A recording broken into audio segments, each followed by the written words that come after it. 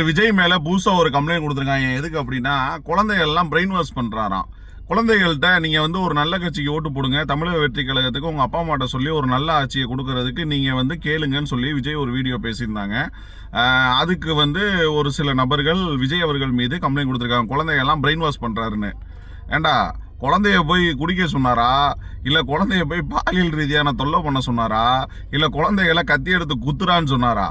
ஏண்டா, தமிழ்நாட்டில் அந்த பிள்ளை வாழ போகிற நாட்டில் ஒரு நல்ல கல்வி, நல்ல மருத்துவம், ஒரு மதுபானம் இல்லாத ஒரு தமிழ்நாடை உருவாக்கணும், போதை இல்லாத ஒரு கலாச்சாரத்தை உருவாக்கணும், ஊழல் இல்லாத ஒரு அரசாங்கத்தை உருவாக்கணும்னு சொல்லி அவங்க அப்பா அம்மாட்ட இது வரைக்கும் போட்டது போதும், புதுசாக ஒரு ஆட்சிக்கு ஓட்டு போடுங்கன்னு சொல்லி சொல்கிறாங்க. அப்படின்னா அதுக்கு எங்கே உங்களுக்கு வலிக்குது? நல்லது சொல்கிறது ஒன்றும் தப்பு இல்லையே. சரி, இப்போ ஒரு குழந்தை வந்து ஒரு விஷயத்த கேட்குது, அது தப்பான விஷயமா இருந்துச்சுன்னு வச்சுக்கோங்களேன், அந்த பெற்றவங்க பண்ணுவாங்களா? பண்ண மாட்டாங்க. நல்ல விஷயத்த மட்டும்தான் பண்ணுவாங்க. பெற்றவங்களுக்கு தெரியும் எது நல்லது எது கெட்டதுன்னு. அதனால வாய் இருக்கு, மூளை இருக்குன்றதுக்காக ஏதாவது யோசிச்சுட்டே இருக்காங்க. மக்கள் ஆல்ரெடி முடிவு பண்ணிட்டாங்க. ஸோ அதனால் தயவுசெய்து பேசாமல் வீட்டில் நிம்மதியாக இருங்க.